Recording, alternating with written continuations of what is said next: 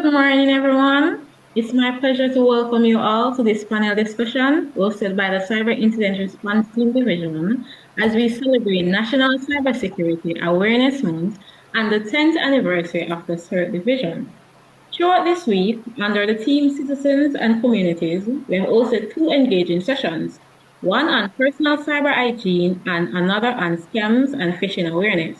Today, we conclude our series for this week with what promises to be an insightful conversation on family online safety. I am Danielle Dona, a Tier 1 Security Operation Analyst, and I will be your moderator for today's discussion. Over the past decade, the CERT division has worked tirelessly to strengthen Jamaica's cybersecurity resilience. As we celebrate this milestone, it's also important that we look inward into our homes because cybersecurity truly begins with the family. Today's discussion will explore how parents and children and their guardians can safely navigate the digital world, develop responsible online habits, and recognize the evolving threats that target households every day. Joining me for this discussion are two exceptional panelists, Ms. Nelia James and Mr. Ryan Meeks. I'll keep their introduction brief because with their wealth of experience, we could easily spend the entire session just talking about their accomplishments. Ms. Nelia James is a Doctor of Technology candidate with over 17 years of experience in IT senior management. She's an educator, accomplished cybersecurity leader, and researcher whose work focuses on how large language models can enhance cybersecurity governance, threat response, and digital forensics. Over the past 6 years, she has deepened her expertise in cybersecurity governance, incident response, and AI security architecture, contributing to the development of sector-specific guidelines that align the NIST-IR and cybersecurity framework, MITRE ATT&CK, and AI-assisted forensic triage and situational containment strategies. Also joining us is Mr. Ryan Meeks, who has over 17 years of experience in the banking industry and academia. He leads the application security and DevSecOps team at Simtai, overseeing security testing, risk assessment, and he holds a BSc in Information Technology from the University of Technology of Jamaica and complete postgraduate studies in computer science at Norfolk State University. Prior to Simtai, he was a lecturer at UTech and a software developer at the Goldman Sachs. He facilitated the growth of the corporate education unit, forging partnership with over 30 companies and supporting more than 135 students. A member of the Institute of Electrical and Electronic Engineers and the Jamaica Computer Society, he is passionate about technology, cybersecurity, and education, and actively contributes to community initiatives promoting computer literacy. So that was really a mouthful. So thank you both for being here today, and let's delve in and begin our discussion. So to start off, families are exposed to many online risks without even realizing it. Mr. Meeks, what are some of the most common online threats affecting family today? All right, thanks, Daniel. So we see that phishing scams are still among the top threats that that are affecting families. So phishing scams, as you may or may not know, are usually in the form of messages, emails that try to convince persons to divulge sensitive information, and it looks like a real message when in fact it's not a real message. You've also seen other social engineering tactics that try to steal persons' identities. So just recently, like today, I had a discussion with a personal friend, and they were telling me that their WhatsApp account got taken over. The person sent a message via WhatsApp, and the message was showing some amount of urgency for the person to check their SMS message and share a 6-digit code with them. And not even thinking, he did so, and that now allowed the hacker to take over their entire WhatsApp account, change out all of the features that would require resetting the account. So the email address and all of those other recovery items that we would have used to get back on account. So those are still a few. You also find a lot of online predators out there as well, persons who are preying on the young because they are using like games. They're messaging on social media platforms, and they could be divulging a lot of information or trying to gather a lot of information from these youngsters without them even thinking that this information is sensitive and can be used against them. So those are just a few. Over to you, Miss James. From your experience, which traits do you see most often impacting family life?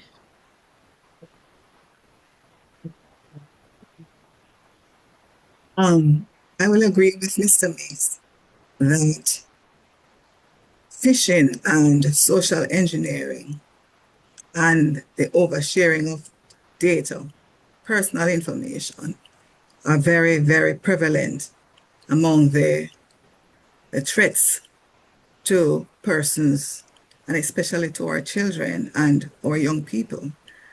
There's also the issue of cyberbullying and digital harassment. Persons, what I've seen is that persons would have had differences and might want to get back with another person, get back at another person, and they would use some information about that person, about the individual, and thereby, do things in the social media to, post negative things and to comment negatively on the person. And so that is a form of cyberbullying. And that is experienced even on social media, not only our children, but to adults, because a lot of persons have social media accounts. And if they post something and another person see that or feel that it is not should be posted, or they have an issue with it, they can do a lot of damage in bullying that person, cursing them out on social media and those things. So that is, in my opinion, a very, very problem, a very, very large problem, significant problem. Yes, online threats have become deeply embedded in our everyday life, whether that be phishing, WhatsApp hijacking. WhatsApp hijacking has become more prevalent, as you have given the example. So let's talk about privacy and trust within the family setting. Mr. James, Miss James, how can parents assess their online risk without feeling like they're invading their privacy? Their children online risk without feeling like they're invading their privacy. Well, I would say that firstly, the parent must foster a culture within the household of open dialogue. So that there must be that culture of trust within the environment, and they have online, well, discussions with their children, on how to use social media and why transparency is necessary, why why their monitoring of them, the children's usage is necessary. So, so the first thing I believe is education, and they must set guidelines. They must also observe their children behavior on online behavior. If their children have social media accounts, if they allow their children to have social media accounts, they could also observe that. So I think another thing that they could do is set joint guidelines, but about the parent and the children should come together and to say what is acceptable in this household. So that can be done as a project together. So for you, Mr. Mead, what would you say to parents who struggle to strike that balance between safety and independence? Well, um, as Nelia put it, right, you definitely have to find that balance. You have to set clear boundaries, and you have to understand, who is the parent, who is the child. That's the first thing, right? And you have to, I know in this new age, children love to say, you're invading my space, you're invading my privacy, right? But as a parent, you have to understand that, well, as a child, they have to also understand that that what comes with parenting is that you have to protect your child at all costs. And what that means is that you also have to protect them online as well. So just like how you would instruct a child not to talk to strangers out in the open just like that, right? You have to also instruct them as to what are some of the online etiquettes that they need to follow. So you have to set certain boundaries. And you ask about how they strike a balance between safety and independence. Ideally, as children get older, you realize that they want to be more independent, and you have to, at a very tender age, you have to understand that you have to give them, set these boundaries, set these rules, and you make take small steps with them until they are able to act independently. So similar to if you were training a child how to ride a bicycle, right? At first, you'd probably have on the training wheels, and they would go by themselves a little bit. Then you say, all right, you want to know, be able to do this thing a little better. So you take off the training wheels and you probably hold the back of the bicycle and ride with them, right? And then the next step is you slightly let go and let them go a little bit, and you hold back. And then eventually you let go entirely. So I think you have to just, set good boundaries and good practices, ensuring that they know, good practices like um, ensuring that their accounts are private, right, and not just open to the public for anybody to just be a follower and influence their thoughts and their messages. You also have to look on their privacy settings when they're downloading a new app. Um, be there with them. Let it be a collaborative effort. Say, let me see when you're downloading a new app. Let me see what are the settings. What are some of the things that it's asking you to reveal? Is it asking you to reveal your location, your use of camera, the use of your voice, all of these different things? Because they may or may not know what some of these are and how they're actually being used against them. Okay? I think that delicate balance. Parents want to protect their children, but at the same time, kids need space to learn and grow. What I've found is that when conversations are safe and open and frequent and judgment free, children tend to share more willingly, and it's more about guidance than surveillance. Exactly. So shifting to internet practices, Mr. Mead, how can families manage screen time while still allowing safe access to educational content? Right. Well, managing screen time is definitely something that we have to manage, especially as parents. And I'm speaking as a parent. You can't have your child on it day in day out, for hours. Yes, it is. Sometimes it seems great because the child is using it and they're not in it, mommy, daddy, all the time. So it does give you some amount of peace of mind, but you have to also understand that they are being exposed to content that you may or may not necessarily have a lot of control over. So it is good to find that balance, so that you're able to determine, all right, let us use the let us use the device to probably do something educational, and probably promote something more educational than just them, watching a YouTube video or just scrolling through their devices, or social media, right? probably put some amount of what would I say now? Um, pretty much kind of praising the fact that you're using it for educational purposes and not just for the scrolling through, right? And then also ensuring that you build in family time as well. So you have to understand that okay, we are going to use devices for certain things, right? It might assist with your education. It might assist with staying connected to family and friends. But then we also need meal time. We also need time to probably sit down together as a family and discuss certain things, things that are happening in your everyday life, things that progress, things that you want to be able to do in the future, games that you want um, to probably perform in, activities that you may want to be considering, sports and so forth, right? So you have to engage them in a whole lot of other ways, and we have to be intentional about it. We can't just sit back and say, well, they're going to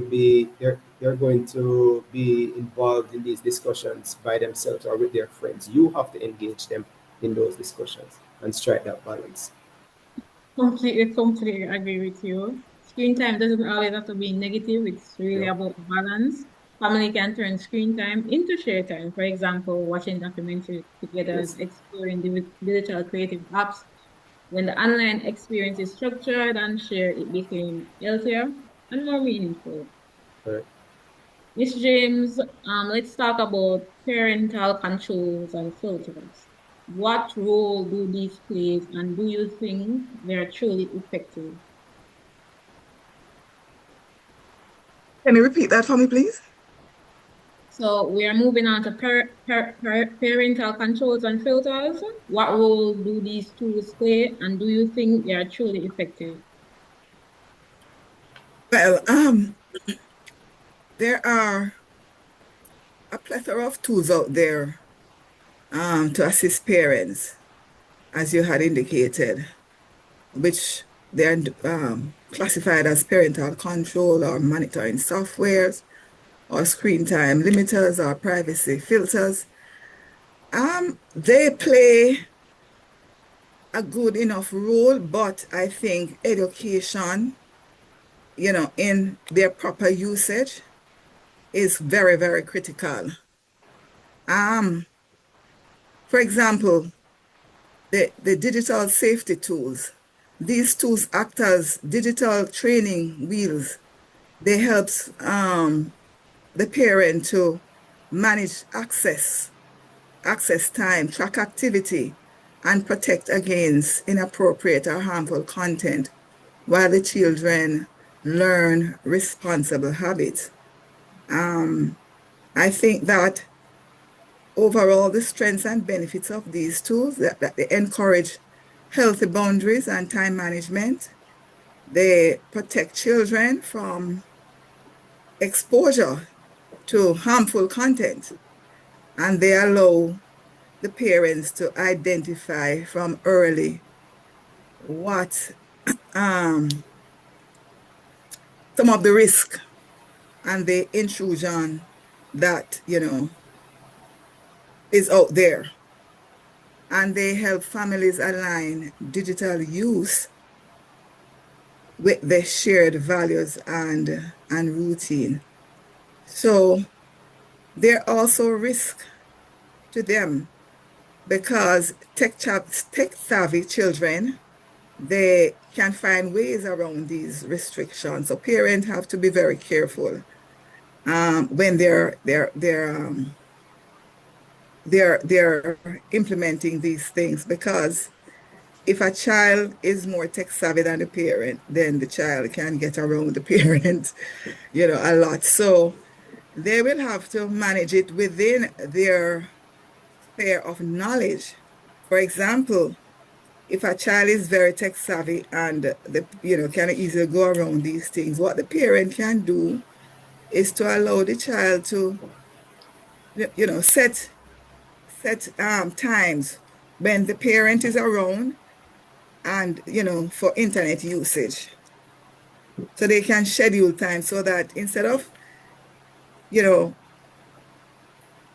instead of not allowing the child to go on the internet any at all, because you might, you believe that the child might, go onto sites and, and be exposed to things that you wouldn't want them to be exposed to, then you can be there, schedule those times at those, for your child to go on the internet so that you can monitor them physically while being in that space. Yes, that's So definitely yes, necessary. so I'm saying that digital safety tools are valuable, but they can be exploited. They can, there are ways around them. So parents have to be very, very careful in thinking that that's an end all and be all of the solution. So yes, parental controls are a good start, but we cannot substitute real involvement from the parents. So the parents has to be involved. So moving on to our next question, Mr. Meek. Social media is where many children spend most of their online time. How can parents guide their children to use social media responsibly? Okay. Well, the first thing, as I mentioned before, is to ensure that whatever social media um, profile that you create, ensure that it is private. Right. Um, this, of course, allows you to just have a subs or you have your set of friends that you would now allow for you to have contact with and share information, right? And then, of course, you are able to now trust who you allow into your space, who you choose to connect with, right? Instead of opening it up to just about everyone, um, and opening that that can of worms for you and your child, right? Also, you want to educate them. Education is always very key. You want to ensure that they know how to be respectful of people, of other children, of adults, just about anybody, right? You want to ensure that if when they are commenting on anything, that they be wise with how they comment, because these are digital footprints that they leave behind, and it can cost them in the long run. There are a lot of places that will do background checks or social media checks on you when they get of certain age, right? So it could be a employer that does a background check on you, and they check your social media platforms, see what type of comments that you've posted in the past, what videos you may have posted. It could be for a school, as simple as trying to get into a school, and that could be something that they use as a factor to accept you or deny you. It could be a scholarship. It could be even getting your visa, right?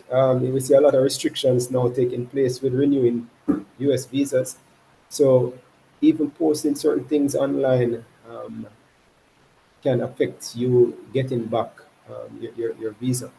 So you have to be very mindful of and educate them as to how to ensure that what they're posting is respectful. If it's not something that they would want publicly displayed, or if it's not something that they would say to the person to their face, then it is definitely not something that they would or they should post, right, or reshare, right? It's not everything that you see your friend posting you're just going to say, huh, let me repost this, right? It could be fake news. We have a lot of things now known as deep fakes, where you have voiceovers on familiar faces, and it could just be fake content. And as soon as you see it and hear it, you think it is real, and you just you send it out, you repost it, and it continues to propel throughout the internet.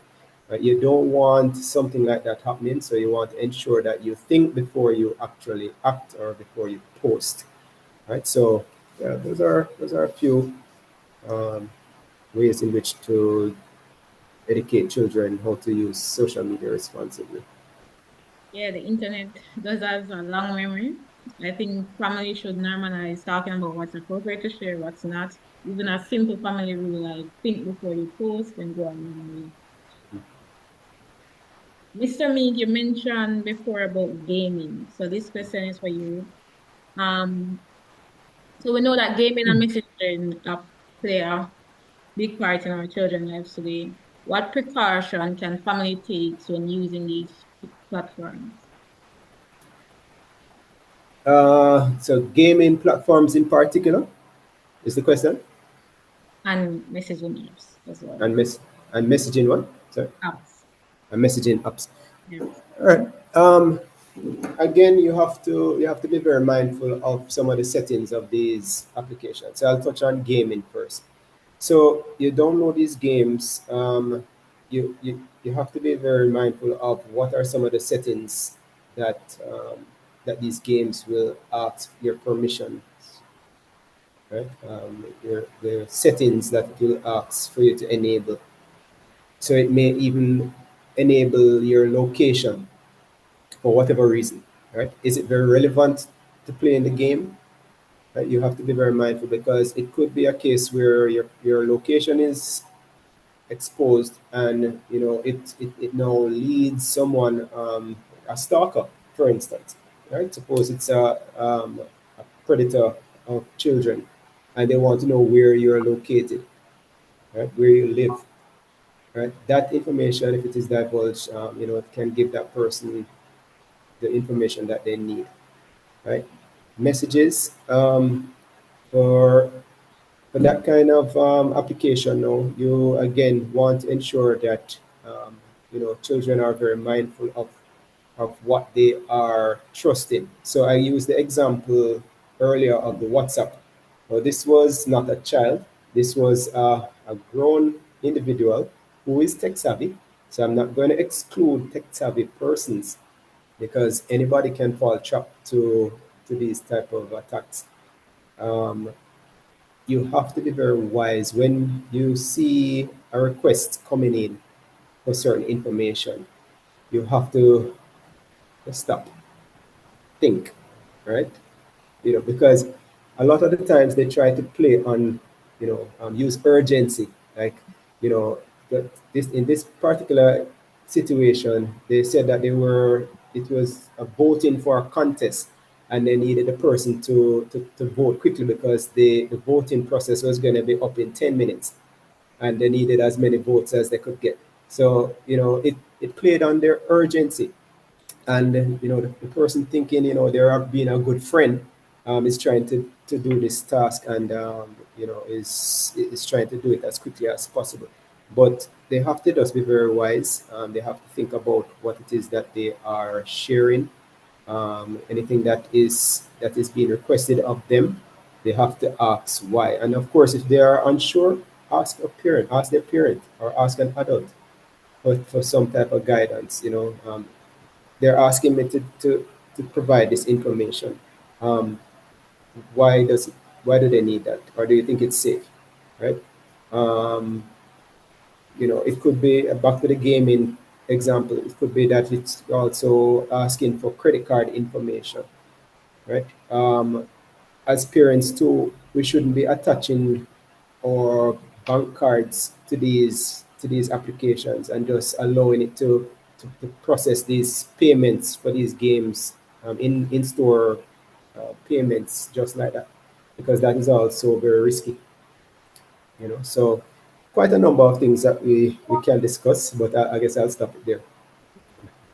Yes, thank you for that. Miss James, what Yes. advice would you give parents on monitoring these apps without making their children feeling like they're being constantly watched? All right. So, um, what advice? Can you repeat the question? Because So can you please repeat the question? what advice would you give parents on monitoring these apps without making their children feel like they're being constantly watched? All right. So, first of all, as a parent, you have to tell your children not to trust anyone on social on in the digital space. Unless you can prove their identity without a shadow of a doubt, do not trust anyone, because persons are there who can mimic the behavior as children when they are grown adults, and yet there are grown adults who are just waiting to prey on children. So as a parent, you have to educate your children as to the dangers of the online space and how they cannot take anything for granted. So as the parent, you are the child's main protector. So I would just say to a parent, do not feel bad because you are monitoring your child on social media, because you are the main protector. If you do not, who will? You know? So do not feel bad. Educate yourself as best as possible to what is happening out there so that you can share it with the children. And then allow the child to understand that you are there for their well-being. So you're not preventing them from going online because, you know, it's something that everybody will have to do at some point in time, because we are living in the digital age, and it doesn't make sense to shield your child from everything, and you cannot shield them from everything. So educate them, and then show them what can go wrong if they choose not to follow your guidance, and show them also what can go right when they follow your guidance. So I would say to the parent,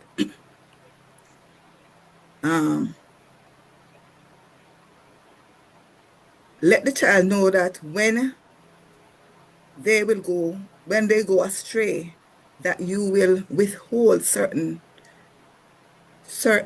benefits and privileges, because being on the internet is a privilege, even though we're in the digital age as a child. So let them know that there are consequences to if they do not follow the rule, and allow them to maybe make a little mistake for them to realize that there are serious consequences out there, but within what you believe that can teach them a valuable lesson. So do not be afraid. Share it with the child and let them know that you have their best interests at heart. Completely agree. Parents should stay informed, knowing who their child play or chats with online as in the real world. So moving on to data privacy and digital footprint. Mr. Mees, what are the risks associated with oversharing personal information on social media or public platforms? All right. Well, that can oversharing personal information, of course, is a big risk, right? And we typically think that the information that is sensitive is just your password and things like that, right? That's not the only information that is deemed as sensitive, right? Your name is sensitive, your date of birth is sensitive, your location, as I mentioned to you, is sensitive, your address is sensitive, right? Again, all of those have or can play a factor into an attacker preying on you or trying to again take over your account or take over your identity. Um, it it is very risky, um, and of course you have to ensure that your children are aware of what to divulge and what not to divulge, right? If within a game, you're asking you certain questions to, information to divulge information, like what I mentioned a while ago, that's deemed sensitive. You have to ask yourself why. Why do you need that information? Right? And of course, attackers use this information to create different profiles on you. So if they're trying to figure you out, right? They're trying to figure out your password now, for instance.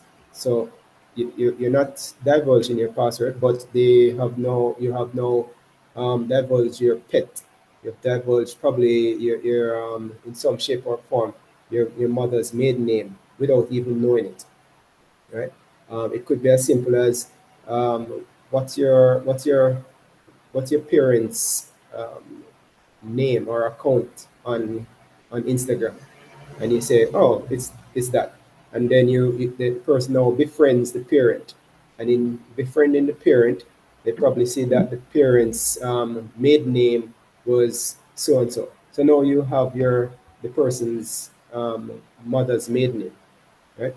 You might also post something that is your birthday, or showing your party, and this was how my party went, and it was great, and so forth. It now shows you that this is your date of birth, right? So it could be some simple little things that are actually being divulged without you even knowing. It could be you even have on your uniform, right? Your school uniform, and you see a crest or something like that. You know that this is where the person goes to school. You can create a profile of somebody and know more about them. You can use that information, as hackers do, to determine what are some of your possible passwords or combinations that could be your password. So you have to, there are definitely a lot of risks involved with oversharing personal information. So I would say limit them, be very aware and cautious whenever it is being requested of you. I can tell you this, not even being on social media or online. If I go anywhere and I'm signing up, or just registering for something, and they're asking me for a lot of information, I ask, why do you need so much information about me? Why is how is it relevant to what I'm doing? Right? If you ask me for my name and my email address, okay, that's fine. But you're asking for more than that. You have now stepped into a zone where I start to feel a little uncomfortable, and I start asking questions. So it's okay. Ask your questions. Ask, why do you need this information, right? Before you share anything, whether online or in person. Agree, agree. We need to ask more why you need this information. Miss Mead, how do you think family can reduce the risk of oversharing while still enjoying social media? It's James. Yes, I Oh, completely. all right. So it's a similar response to what Ryan had indicated earlier, because when you overshare information, you're not only putting yourself at risk, but you're putting your entire family at risk. Because once person can identify you, they can identify your family. Um, so it is again asking as a parent, directing um, how the child use social media. I think that do not provide information that is not necessary. Do not, do not share your locations, because somebody can get to you. I think there was an incident earlier, I think it was this year or last year, where somebody was doing a live social media post, and you know just because maybe either because they know that he is at that location, or they could have tracked him based on the location information that he puts out there, but that person was killed while recording, while online. So if I should go back to the question, how can family enjoy the social media without oversharing? Have maybe, well, first of all, you develop a system. I believe that it is important that you develop a strategy, a system within the family, that this is what we are going to do. This is the amount of information that we will be putting out there. And then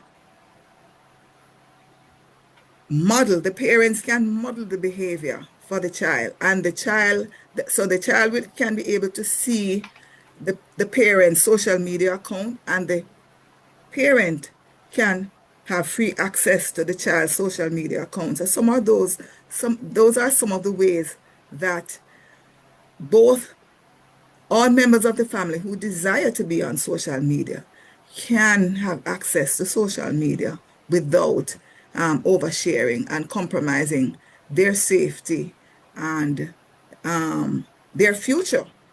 Because when you share on social media, remember that this is a permanent space. So it can affect your reputation online. It can affect your employment. It can affect,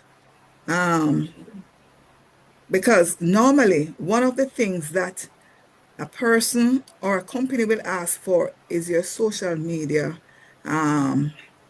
information, how they can peruse your social media information. Well, so your account, to see, as part of their investigation, to see what type of a character you are. So if you're mindful about those things, and if the family is mindful, then I believe that in setting those limits, those boundaries, then I believe that it limits the risk of oversharing, but it also gives family members, whether it be the adults or the children, the opportunity to share and to have share within limits, and to have that access that social media provides. Yes, both of you made excellent points. Oversharing is something we're all guilty of sometimes. What family often forget is that small details like a school uniform, license plate, or even a location tag can reveal more than what we intended. So moving I'll give you on. one more. Sorry, Daniel. I'll give you one All more right. before you touch on something just before you move on. I've also seen where persons, taking selfies in a restaurant, and showing the food, and they just made a payment with their credit card, and the credit card is still on the table. And if you zoom in on the picture, you can actually see the credit card information, but they didn't realize that. So That's also a good something. one. That's a good one.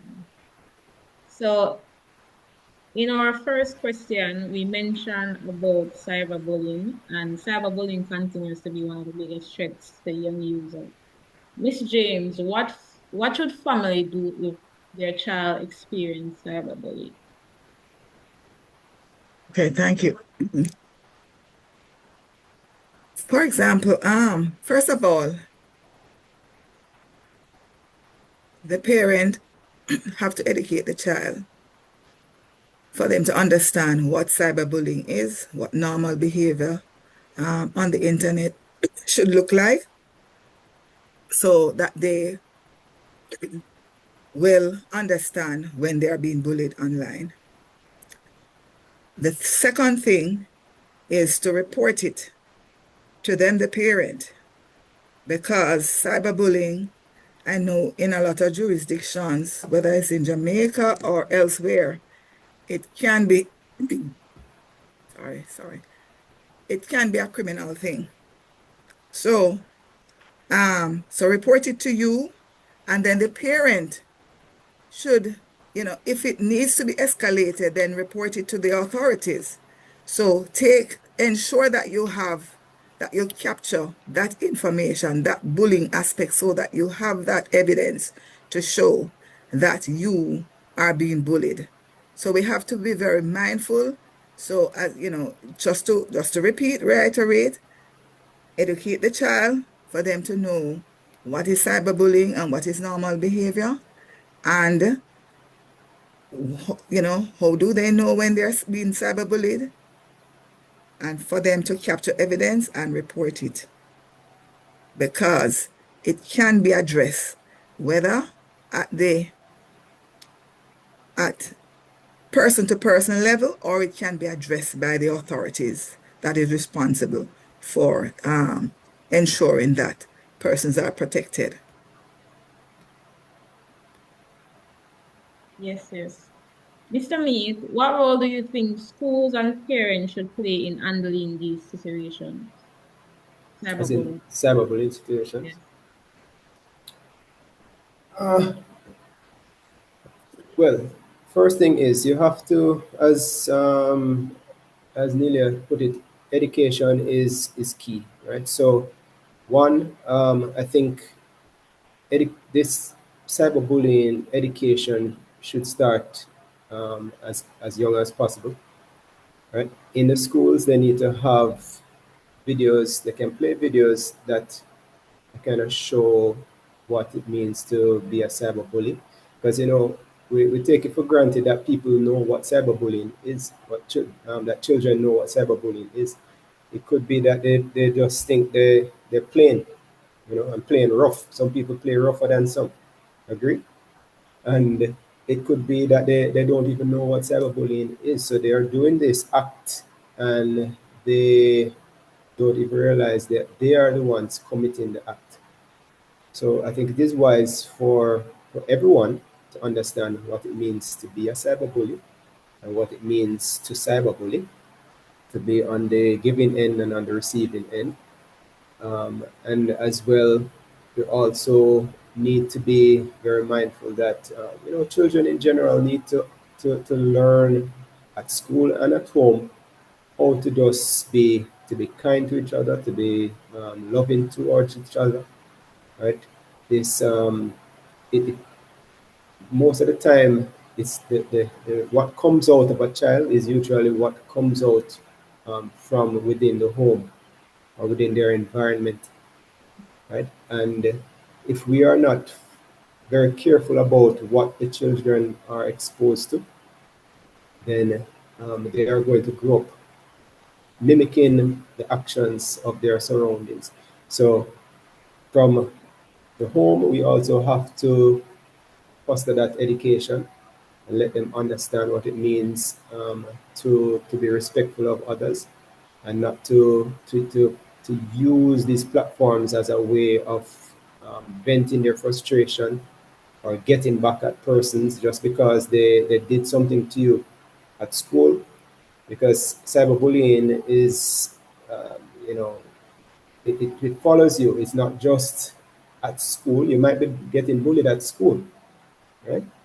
And you in turn flip around the bullying, and you are now saying something about that person who is bullying you online, or you post something about them that makes them feel less of themselves, or embarrassed about something, and in tune or in turn you are now becoming the bully. So you are a recipient of it in a physical way at school, but online you have now become the one performing the act. So it is it's it's a very delicate situation, and it has to be handled in multiple ways. So definitely at a school level, as early as possible through education. Definitely in the homes, as you educate them on using these devices online, and you know anywhere that you can. You can also introduce them to it. That they go to church, if they do sporting activities or any other things. Any way that you can actually introduce it to them to make it more, let them realize it more and understand that this is not something right to do, or yes, this is something that you should be considering. Then I think you stand a better chance of preparing them for it. Yes, education is key. Knowing what is the normal behavior and knowing what is cyberbullying.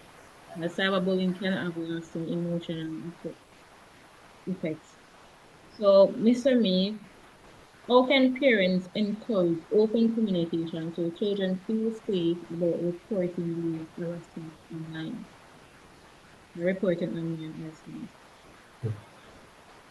That's not a simple answer, right? That's a very tough question, actually. So you everybody communicates in different ways, right? So that's the first thing. You don't feel like there's a silver bullet, a one shot that cures everything or can be used as a solution for everything. What might work for me might not necessarily work for Nelia and her family, right? Or other persons and their families. You have to know um, your child. You have to know what are some of the communication tactics that work and some of the methods that allow you to get through to them, right? So it might be, I know for me, um, some of the times co- something coming from me may not necessarily resonate so well with my child or with my son or my daughter in particular. So it might have to come from my wife, right? Or it might have to come from somebody else, a cousin, who is closer in their age bracket, older but still a little closer in their age bracket, whatever it is. But you have to find those methods, those techniques, and understand that these are ways in which you can communicate with them. Once you find that method, um, use that method in the best way possible. And I can tell you this: don't try to dictate to children, don't try to lecture them. It is better to just have a very social conversation about it. Probably even ask them, you know, to suggest ways. So, how do you think you could um, do this better? What are some ways you would suggest? Hear what they have to say, hear what they have to think, right? You don't just want to calm them down with everything that you know and your way of doing stuff. You want to hear what they have to say and you want to guide them, right? So if you realize that their suggestion is completely off, then you guide them and say, all right, no, that may not necessarily be the best approach. Let's try again. Probably try something more along these lines. Guide them, right? Foster that way of thinking to let them think for themselves and not always let people, including ourselves, think for them. Yes, creating a safe space where we can have the conversation regularly without judgment, and that will create trust, not always being bombarding, but listening and you guide. And So, sorry, one more thing. Share your experiences too as a parent, right? We are not always correct, so we may make mistakes. Use those to show your vulnerability and let children understand that, well, mommy and daddy vulnerable too. They make mistakes too. So they can now trust you a little bit more and trust the communication, and will probably be more open to discussing certain things. that's a good one. We don't want to always have the perfect image. That parents Exactly. can make Yeah, mistakes as well. So, of we course. create trust. So, Miss James, so moving on from cyberbullying, technology continues to evolve at a lightning speed. How do you see new technologies like AI, smart devices, and IoT impacting family online safety? Oh my word. That's a That mouthful. is, that's a good one. That's AO. Let me just ensure that I write them down. IoTs, AI, evolving. yes. AI and Yeah, the other one? smart devices and IoTs. Okay, okay. So IoT and smart devices. Mhm. All right. So as you said that we are in the digital age and technology is evolving at lightning speed. One day you get up and this was the big thing yesterday. Tomorrow, well, today, well, that was a big thing yesterday. Today is another thing. So, um, one of the things that we have to ensure is that not because the technology is evolving, why we have to be part and parcel of every trend, every technological trend that is out there. So we have to allow our children to understand. So we have to educate them on that you will have technology coming at you from different directions, but they need to slow down. Slow down, especially when they're trying to keep up with the Joneses. Tell them that they don't have to keep up with the Joneses because, you know, they're only seeing a part of it. They're only seeing what the Joneses want them to see and not exactly the real situation of the Joneses. So first of all, tell them to slow down and do not go out there and try to procure these devices for your children because they see their classmates or their friends or other persons on social media talking about it and acquiring it. Um, One of the things that you have to do as a parent is to educate yourself about these evolving technologies to see where if they are needed. If they are not needed, then you don't have to buy them. But IoTs, these are smart devices, and they are just broadening the attack surface for anybody, whether it's the organization or the individual. These IoTs and these smart devices are just broadening whenever they come with more features and whatever the marketing line is. Try to ensure that you understand the technology.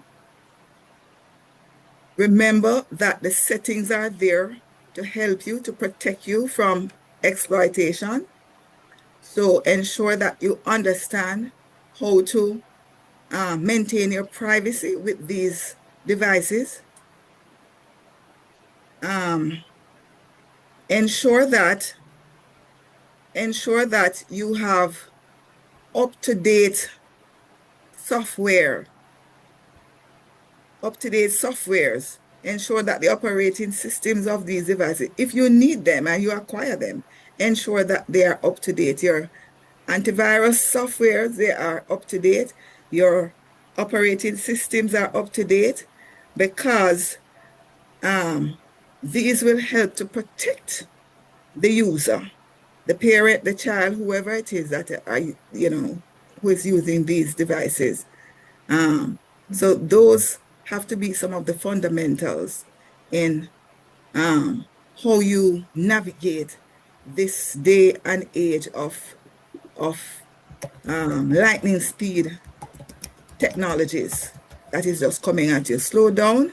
Remember that you don't have to have everything. If you need to have it, if it is an absolute necessity that you have them, educate yourself about them. Understand how to protect your privacy with those, and ensure that your operating system, the operating systems and whatever of their or the antivirus protection and whatever app they are using, ensure that they have the latest because it will help to protect them from the malware attack or the spying or or the phishing, some of those things. So those would be my contribution. Thank you for that. Thank you for that. I see that the time is drilling down. So I just want to thank you again, Ms. James and Mr. Mead, for your insights. We have covered a lot of ground. I would like to open the floor for any questions from the audience. Please raise your hand and I will call on you, or you can type in the chat and I will read your questions.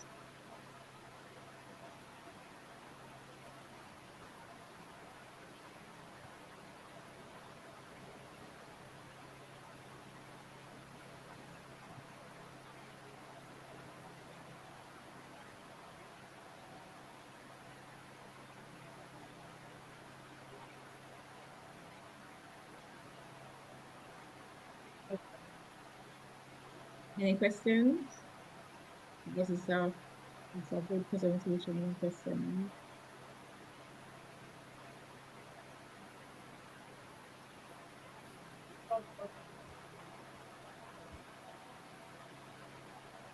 Okay, just to close out, Mr. Mead and Miss James, what final advice you will give in 30 seconds or less for family to say safe online? Go ahead first, Neil. Go ahead. Pardon? Now, I was saying if Nelia wanted to go ahead first, or she wanted me to go.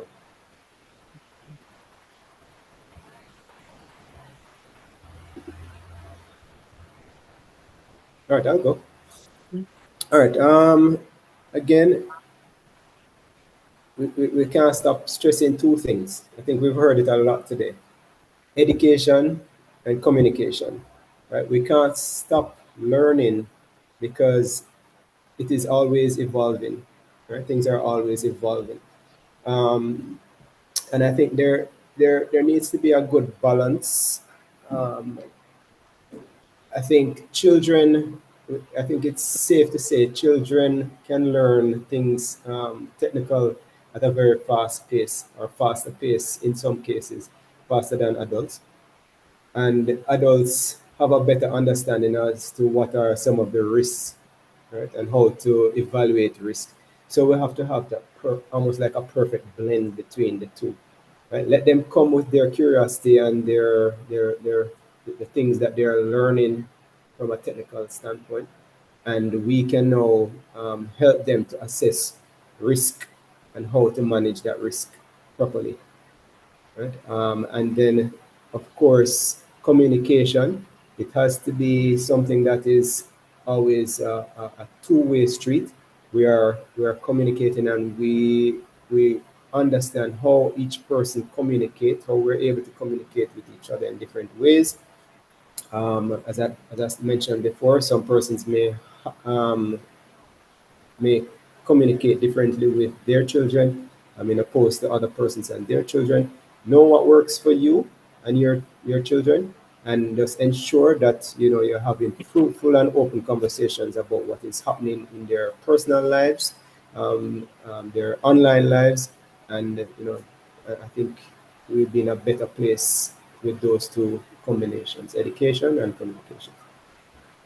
Education and communication. We hear you. Yeah. Miss James, any final comments from you?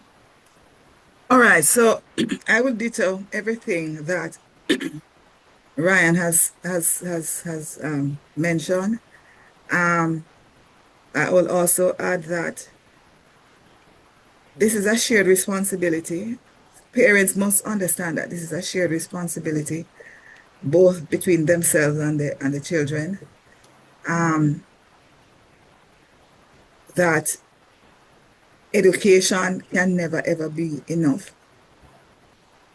You're to keep up to date with what is happening. As a parent, it is your duty to keep up to date with what is happening. And because the thing is, if you're not, then persons will fill the gap. Friends and persons online, arbitrary persons will fill that gap. So please ensure that you stay up to date, communicate both ways, allow your child to come to you with things that they're unsure about for your guidance, and then you share with them information so that they can behave responsible online. I want to also stress that it is important that you think before you click, because the online threat is real. The online threat is real, because research have shown that 90% of cyber attacks, they are they come via phishing, the route of phishing. So persons must be very, very careful how they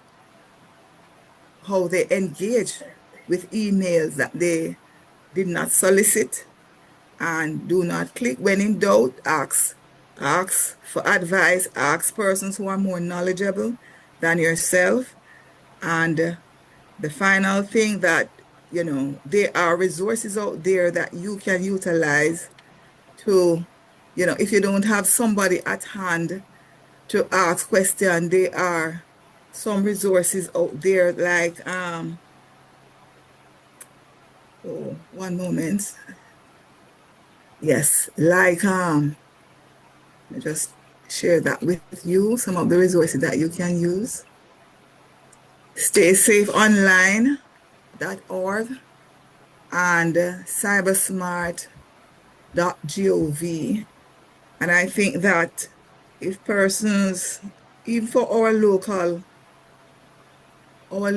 bodies, I know that the JA CERT, is another useful resource for persons to get to know, and the Jamaica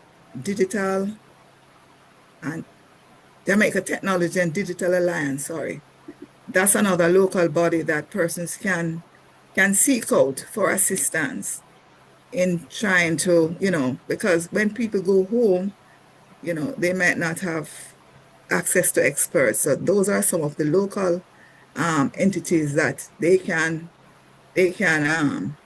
reach out to, so that they can empower themselves and their children and make smarter cyber security decisions. Thank you. Thank you for that, Miss James. So share responsibility. Think before you click, and there is a massive amount of resources out there. So thank you once again to our panelists for sharing their expertise. Thank you to everyone who participated today.